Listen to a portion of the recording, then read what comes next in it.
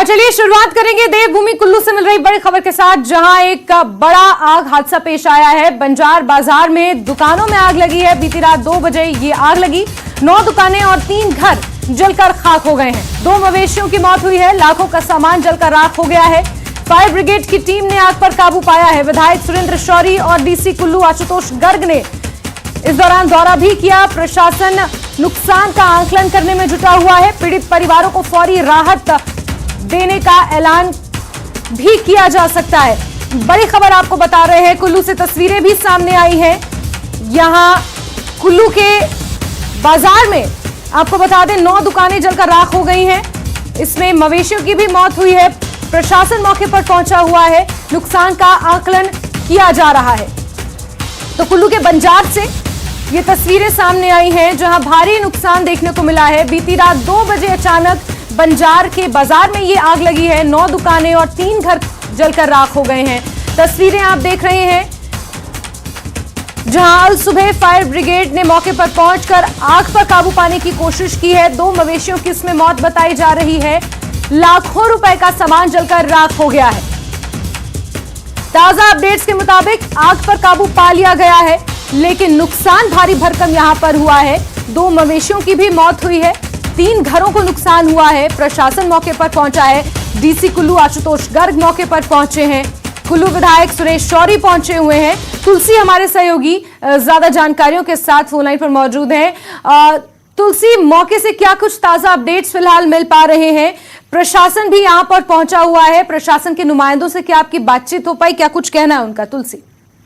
हाँ जी बिल्कुल जासमीन, देखिए ये घटना जो है बीती रात करीब 1:30 से 2 बजे की बीच की है, जब अचानक जो है बंजार में जो पुराना बस स्टैंड है वहां पर जो रिहायशी कॉलोनी है, दुकान जो बाजार है वहां पर जो है आगजनी की घटना हुई है, जिसमें 9 दुकानें जो है वो पूरी तरह जलकर राख हुई है, जबकि 5 दुकानों को आंशिक रूप से वहां पर नुकसान हुआ है। इसके अलावा 4 मकान जो है वो जलकर राख हुए हैं।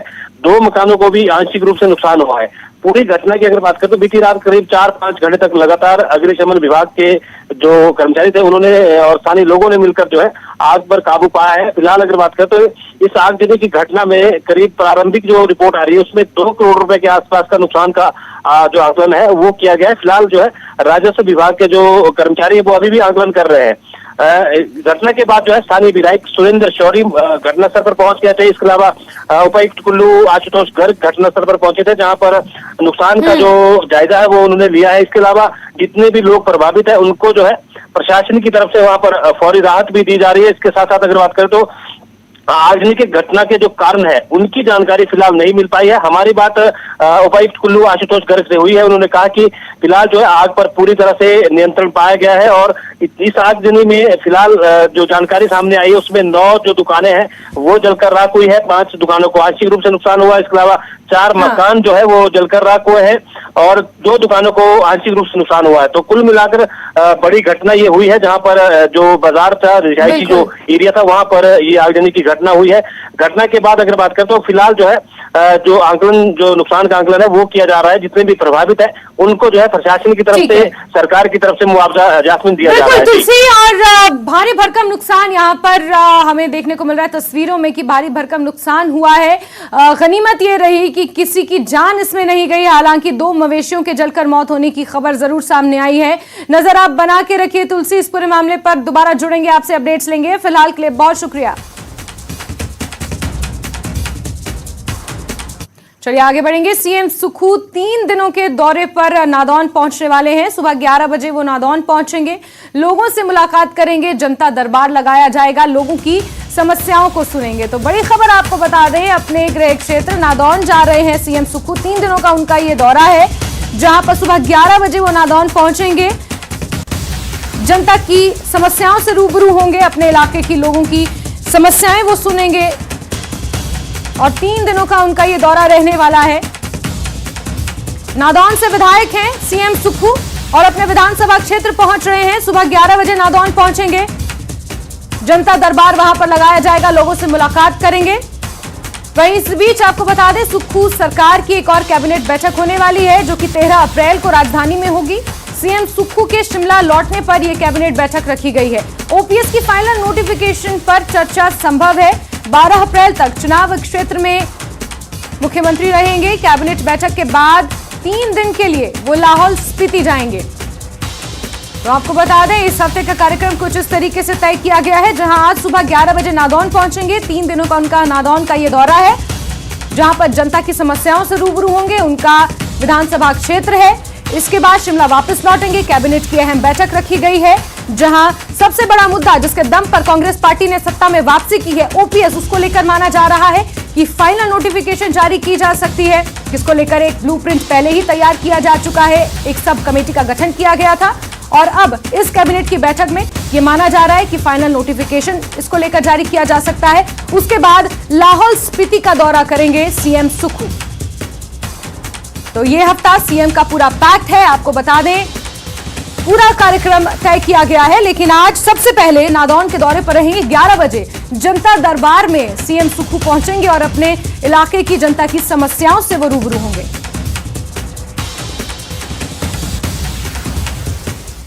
वहीं राजधानी शिमला से एक और बड़ी खबर है, जहां एचआरटीसी स्टाफ ऑपरेशन यूनियन का अल्टीमेटम सामने आया है। 11,000 कर्मचारियों को वेतन नहीं मिला है। 4,600 चालक और 4,400 परिचालकों ने यह अल्टीमेटम दिया है। 7 दिन के भीतर अपना वेतन और बकाया देने की मांग सरकार से की है।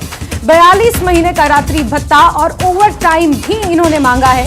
1250 करोड़ रुपए के घाटे में परिवहन निगम इस वक्त चल रहा है और इस बीच चालकों और परिचालकों का ये अल्टीमेटम सरकार की चिंता का विषय बना हुआ है। कम से कम 11,000 कर्मचारी ऐसे हैं जिन्हें अपना वेतन नहीं मिला है, रात्रि भत्ता नहीं मिला है, ओवर टाइम नहीं मिला है और 7 दिन का समय दिया है सरकार को, 7 दिन का अल्टीमेटम दिया है। सीधे रुख करते हैं हमारे सहयोगी राजेंद्र का, ज्यादा जानकारियों के साथ इसी खबर पर बने हुए हैं।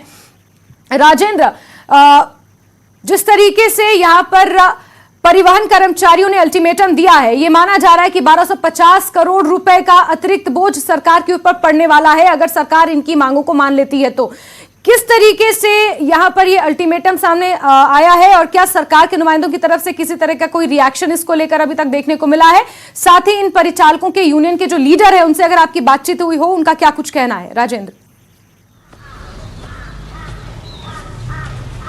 जैस्मिन, पहले से एचआरटीसी इस घाटे में चल रहा है और कर्मचारियों की देनदारियां हर महीने होती है। सैलरी कर्मचारियों को मिलती देने के लिए, क्योंकि एचआरटीसी के पास जो वित्तीय स्थिति है वो काफ़ी कमज़ोर है और ऐसे में सरकार जब फंड रिलीज़ करती है उसके बाद फिर कर्मचारियों को वेतन दिया जाता है। और इस बार भी आज 10 तारीख हो चुकी है, 10 दिन नए महीने के हो चुके हैं, लेकिन कर्मचारियों को वेतन नहीं मिला है। इसके अलावा इनके जो भत्ते हैं, अन्य देय भत्ते हैं, वो भी नहीं मिल रहे हैं, चाहे वो ओवर टाइम की बात हो या फिर नाइट्स की बात हो। तो तमाम भत्ते भी इनके रुके हुए हैं। ऐसे में लगातार कर्मचारी मांग कर रहे हैं सरकार से कि वेतन अदायगी तो कम से कम समय पर हो, तनख्वाह कर्मचारियों को समय पर मिल सके, ताकि वो जो अपनी रोज़मर्रा की ज़रूरतें हैं उनको पूरा कर सकें। ऐसे में लगातार कर्मचारी सरकार से भी मांग कर रहे हैं और आज कर्मचारियों ने सरकार को ये चेतावनी भी दी है कि अगर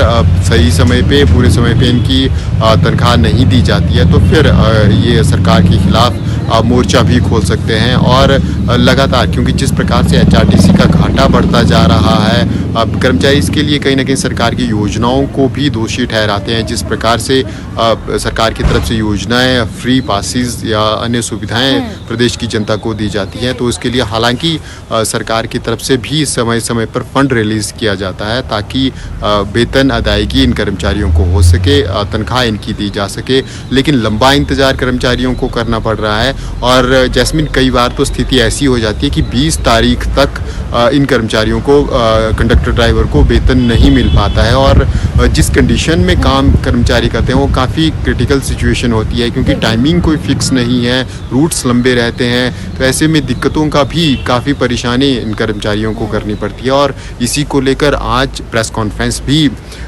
यूनियन के एम्प्लॉयज़ कर रहे हैं, कर्मचारी कर रहे हैं। करीब 1:30 बजे प्रेस कॉन्फ्रेंस का समय निर्धारित किया गया है। तो उसके माध्यम से भी सरकार से मांग करेंगे कि वेतन अदायगी कम से कम समय पर हो और जो भत्ते दे हैं पिछले कई महीनों से लगातार ओवर टाइम अभी तक नहीं दिया जा सका है। इसमें कोई दो राय नहीं है। जब कनेक्टिविटी की बात करते हैं तो एचआरटीसी हिमाचल प्रदेश की बैकबोन है। दुर्गम इलाकों तक जहां कोई नहीं पहुंच पाता वहां एचआरटीसी की बसेस पहुंचती है। और ऐसे में अगर ये कर्मचारी इतने लंबे समय से इन्हें वेतन नहीं मिला और उसकी मांग कर रहे हैं तो कहीं ना कहीं सरकार का रिएक्शन, सरकार की प्रतिक्रिया इस पर जरूरी है। आप नजर बना के रखिए राजेंद्र, और हमारे साथ बने रहिए, आगे भी खबरों पर आपसे हम जानकारियां लेंगे। आगे बढ़ेंगे, बात बीजेपी की करेंगे, जहां एक प्रतिनिधिमंडल आज राज्य निर्वाचन आयोग से मिलकर कांग्रेस की शिकायत करेगा। बीजेपी का आरोप है कि कांग्रेस के मंत्रियों ने अपने सरकारी आवास के पते पर कई नए वोटर्स जोड़े हैं। इसी को लेकर नगर निगम शिमला के चुनाव प्रभारी सुखराम चौधरी की अध्यक्षता में बीजेपी का एक प्रतिनिधिमंडल चुनाव आयोग से मिलेगा और नए वोटरों के आवेदन को खारिज करने की अपील करेगा। राजेंद्र लगातार हमारे साथ बने हुए हैं। राजेंद्र, विधानसभा में भी ये मुद्दा उठाया था जब बीजेपी ने आरोप लगाया कि 11,000 नए वोटर्स जोड़े हैं कांग्रेस ने शिमला नगर निगम चुनाव के हवाले से, और आज राज्य निर्वाचन आयोग में भी इसकी शिकायत लेकर बीजेपी का एक प्रतिनिधिमंडल जाएगा। इसको लेकर क्या कुछ अतिरिक्त जानकारी मिल पाई है Rajendra? Jasmine, state election commission के पास आज भाजपा का प्रतिनिधिमंडल जाएगा और शिकायत करेगा। दरअसल भाजपा की तरफ से जो शिकायत की जा रही है वो यही है कि जो अस्थायी पते हैं, चाहे वो मंत्रियों के आवास हैं या फिर अन्य धार्मिक स्थान हैं जहां पर लोग परमानेंट रेजिडेंशियल नहीं होते हैं, उनके एड्रेसेस पर वोट बनाए जा रहे हैं जो कि वैध नहीं होने चाहिए। आवेदन किए गए हैं उनके एड्रेसेस पर बड़ी संख्या में वोट के, इसकी शिकायत को लेकर जा रहे हैं क्योंकि इलेक्शन कमीशन का मानना है क्योंकि बीजेपी का मानना है कि इन एड्रेसेस पर वोट नहीं हो सकते हैं क्योंकि ये परमानेंट रेजिडेंशियल नहीं है और अस्थायी तौर पर यहाँ पर निवास किया जाता है। 5 साल के लिए किसी भी मंत्री को रेजिडेंस अलॉट होता है, तो ऐसे में यहाँ पर एड्रेस वोट नहीं होने चाहिए। और एक और भाजपा का बड़ा आरोप शुरू से ही है कि शिमला जहाँ जिस विधानसभा क्षेत्र में व्यक्ति का वोट है उसी विधानसभा क्षेत्र में स्थानीय निकाय में भी वोटर होना चाहिए।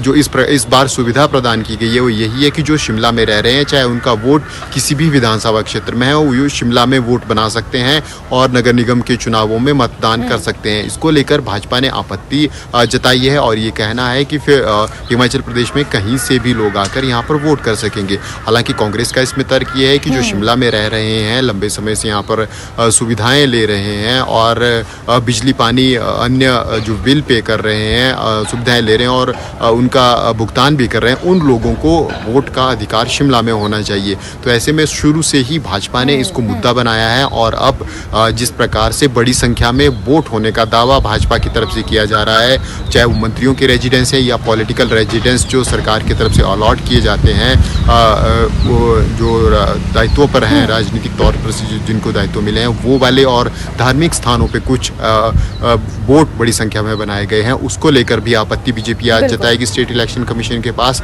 और शुरू से ही भाजपा की तरफ से ये आरोप लगाया जा रहा है। पिछले कल बैठक भाजपा की हुई थी, बड़ी बैठक हुई थी, हिमाचल प्रदेश के सह प्रभारी संजय टंडन भाजपा के उनकी अध्यक्षता में बैठक हुई थी, सुखराम चौधरी इसमें मौजूद थे, अन्य लोग भी मौजूद थे और फिर ये निर्णय लिया गया कि कल इसकी शिकायत आज इसकी शिकायत स्टेट इलेक्शन कमीशन के पास करेंगे। और भाजपा ने शेड्यूल भी जारी कर दिया है कि 12 तारीख को वो अपनी जो लिस्ट है कैंडिडेट्स की वो भी जारी करेंगे। जैस्मिन, ठीक है राजेंद्र, और कांग्रेस और भाजपा के बीच शिमला नगर निगम चुनाव को लेकर जो खींचातान चल रही है, अब स्टेट इलेक्शन कमीशन इस पर क्या निर्णय देगा ये देखना अपने आप में काफी महत्वपूर्ण होगा। राजेंद्र, हमसे जुड़ने के लिए, तमाम जानकारियों के लिए आपका बहुत शुक्रिया।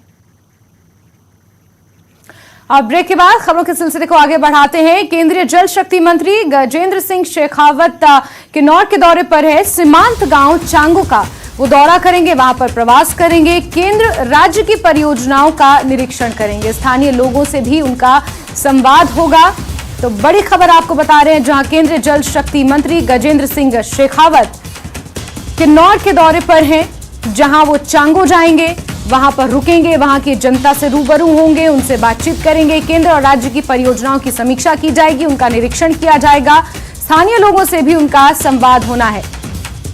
तो किन्नौर के चांगो जाएंगे केंद्रीय जल शक्ति मंत्री और वहां पर केंद्र और राज्य की परियोजनाओं का खासतौर पर निरीक्षण करेंगे।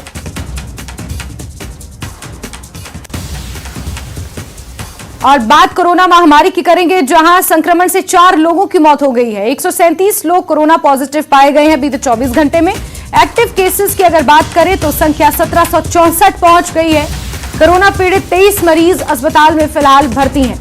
तो हिमाचल प्रदेश में कोरोना लगातार अपने पैर पसारता जा रहा है। 1700 के पार एक्टिव केसेस का आंकड़ा पहुंच गया है। बीते 24 घंटों में अगर बात करें तो 137 नए मामले हिमाचल में सामने आए हैं। वहीं कोरोना संक्रमण से 4 लोगों की अब तक मौत भी हो चुकी है। लगातार टेस्टिंग हो रही है, रैंडम सैंपलिंग हो रही है और इसी बीच 1764 एक्टिव केसेस की संख्या पहुंच गई है। मास्क को अनिवार्य कर दिया गया है। खासतौर पर बच्चों में और स्कूलों में मास्क की अनिवार्यता को लेकर दिशा निर्देश दिए गए हैं। इस बीच जमकर सैंपलिंग और टेस्टिंग भी हिमाचल प्रदेश में हो रही है। बीते 24 घंटों के आंकड़ों की अगर बात करें तो एक्टिव केसेस 1764, 4 लोगों की मौत और 137 नए मामले सामने आए हैं।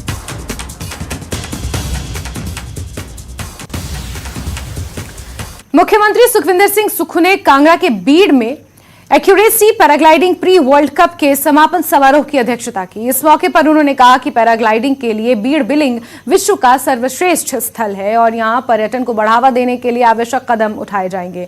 उन्होंने कहा कि प्रदेश सरकार पैराग्लाइडिंग प्रतियोगिताओं के बेहतर आयोजन के लिए एक प्रस्ताव तैयार करेगी और यहां लैंडिंग साइट के आसपास भूमि का अधिग्रहण भी किया जाएगा। मुख्यमंत्री ने कहा कि राज्य सरकार पर्यटन को बढ़ावा देने के लिए बीड़ में कार्निवल आयोजित करने पर भी विचार करेगी। बहुत आभार मैंने आपका। महिला वर्ग जोगिंद्रनगर की आलिशा कटोच जी ने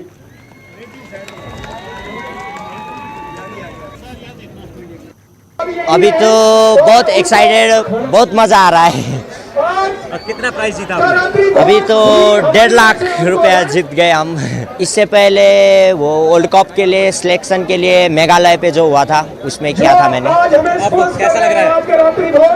बहुत अच्छा लग रहा है। काफ़ी अच्छा था कंपटीशन तो, और यही है कि मेहनत की थी तो उसका श्रेय मैं अपने गुरप्रीत इंसा को देती हूँ। उन्होंने मुझे सिखाया था। जो अभी मैं बिंग यूज़ कर रही थी वो मेरा अपना नहीं है, वो मैंने किसी और से स्कूल से लिया हुआ है। अभी स्टेप बाय स्टेप धीरे धीरे, पहला ये था, धीरे धीरे आगे आगे करेंगे। पैराग्लाइडिंग साइट जो इनके टेक्निकल एक्सपर्ट बोल रहे थे जी, ऐसा प्रतीत होता है कि आने वाले समय में यहाँ और भी वर्ल्ड क्लास की पैराग्लाइडिंग की प्रतियोगिताएँ वो होंगी, फंक्शंस होंगे। जितनी भी प्रतियोगिताएँ होगी उसमें मेरा ये मानना है कि सरकार की तरफ से पूरा योगदान बीड़ बिलिंग एसोसिएशन को दिया जाएगा। टूरिज्म पॉइंट ऑफ व्यू से हमने कहाँ जाना और किस तरफ बढ़ना है उसमें हम आगे बढ़ेंगे। मैं दावे के साथ कह सकता हूँ कि आज की इस पैराग्लाइडिंग जो समापन समारोह हमने किया है और उसमें जिस प्रकार का ये बीड़ बिलिंग एसोसिएशंस ने प्रदर्शन किया है उससे ऐसा प्रतीत होता है कि यहाँ तो बहुत टूरिज्म की भी संभावना है।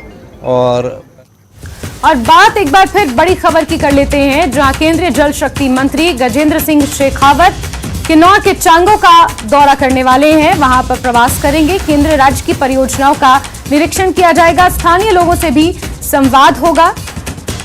और बड़ी खबर आपको बता दें, चांगो जाएंगे केंद्रीय जल शक्ति मंत्री अरुण नेगी हमारे सहयोगी फोनलाइन पर मौजूद हैं।